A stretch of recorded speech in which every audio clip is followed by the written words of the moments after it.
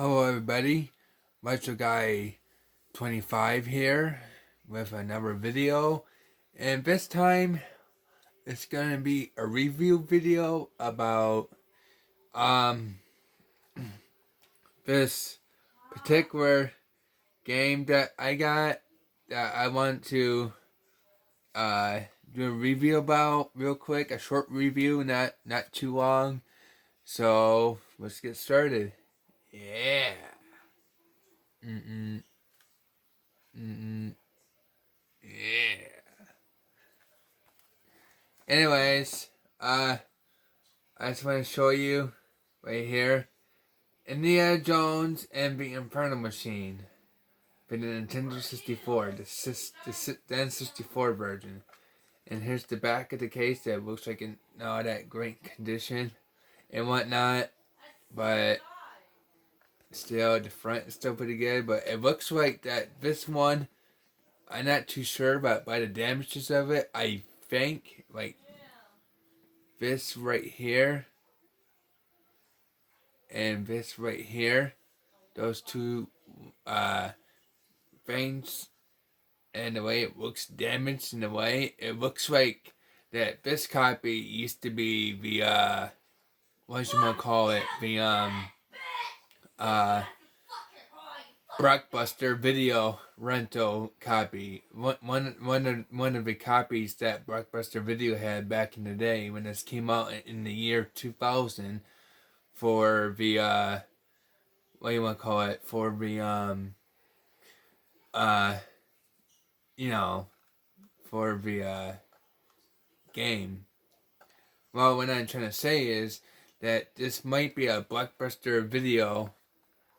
This might be a Blockbuster Video a rental. Well, at the time, and back in the year 2000 when the Nintendo 64 was almost done around the time that this game came out for the Nintendo 64. But yeah, it's a pretty good game and whatnot overall. I mean, still, at the same time, I mean, it's like, I think this was a rental because, like I said, the way it's damaged right there, the way it shows those two lines and whatnot and stuff, and other damages in between, it looks like that somebody removed the Blockbuster Video rental sticker, but it doesn't. But you know, obviously they cleaned it off real good right there. But in the back, it's like, man. But the thing is, those stickers are not really meant to come off. You might as well leave them on. It looks like it didn't put it in the front. They put it in the back of the cartridge.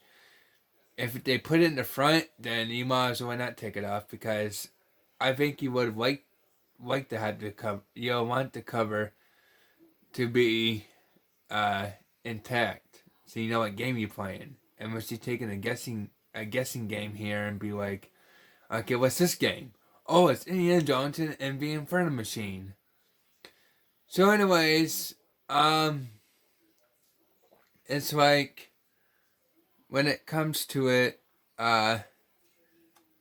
it's like when it comes to everything, about it, it's like, sorry about that. I wanted to make sure that I am showing what I want to show in the video and whatnot because the background shouldn't really much matter, but you know, I'm only showing only certain things in the background, like the window behind me and whatnot. But yeah, no, Indiana Jones and the Infernal Machine. It's a pretty good Indiana Jones game. That's very T for teen. I think all of the Indiana Jones game, all the 3D ones are T for teen. There's nothing immature really about them in ways. But I mean, heck, I mean, it is a Lucas Arts game or Lucas Games game. That's what they seem to be calling themselves now. But still, originally at the time, the original company name is LucasArts. And it came out in 2000 by LucasArts Entertainment Company, LLC. I can't figure out. I never looked at what LLC stands for. But yeah. LucasArts Limited and trademarked or as indicated. But yeah, so yeah, the game is pretty darn good in my opinion. Like really good. Actually really great. Not really good, really great. Because the reason why I say that is all because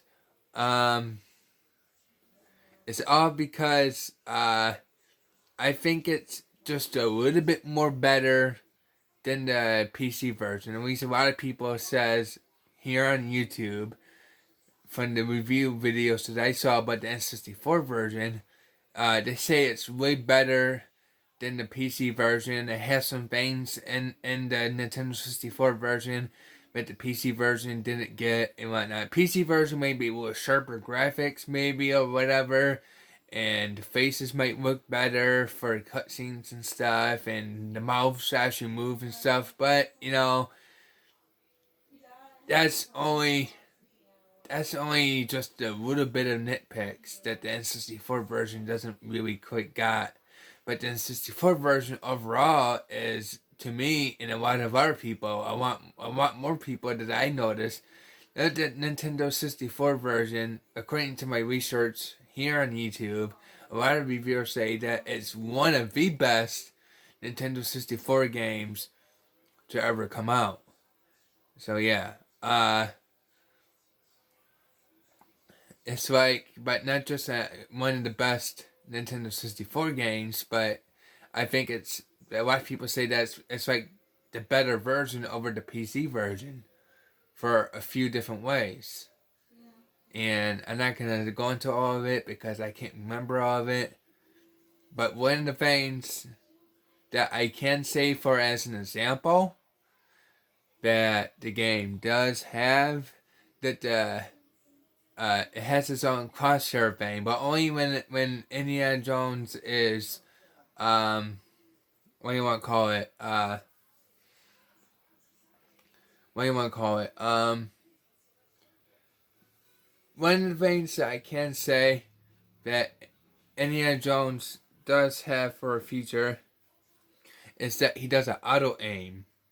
And for a lock and auto aim for crosshair, that is a lock on crosshair, and you can turn it off, but you might want to keep it on just to make it a little easier on yourself, because this game right here is a pretty tough game once you get further into the game and whatnot. Especially when you gotta shoot scorpions or spiders or whatever or something. You know, something that doesn't take that much health away from you, but slowly can decrease your health and whatnot. But yeah. And it makes it a little bit more, and it makes it pretty cool that this one, I'm not sure the PC version does it, but also this version has three layers of health: green, yellow, and red. You never want to go to the red, that's for sure. You don't want that. But you know, practice makes perfect. But that's what they all say pretty much. But still, I then again, like I said, I think this is the Blockbuster one because it looks like the Blockbuster sticker was torn off in the back. So yeah, the thing is, so I think this was originally a Blockbuster thing, as I said earlier in this video. But the thing is, it's still a good, it's Blockbuster version or the LucasArts website version. It's the same thing. It's just that a handful of them were rentals and a handful of them were sold to people that bought it on the website. But that was back then. Now you're gonna have to find it at a flea market or a yard sale or at a pawn shop or whatever. So yeah. But yeah, so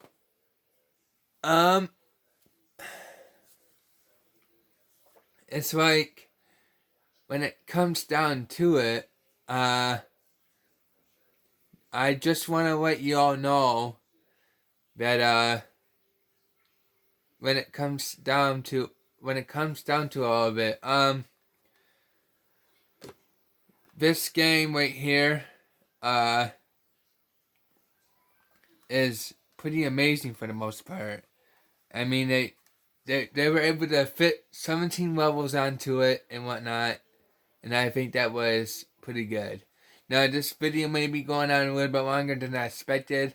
I figured it'd be maybe 5 or 6 minutes, but no, this is a little bit longer than that. Now it's like past 10 minutes. It's now 11 minutes and counting. But anyways, my last thing I want to say real quick before it gets any longer, and that is, enjoy this game if you get the chance. I paid $35 for this game. Nothing more. 35, maybe some $35 and some odd cents, but basically 35 for this game. I paid 35 for it. That's how much I paid for this game. But now, if you want a loose copy, according to price charting, it's going for about 92 to probably $100 just for a loose copy.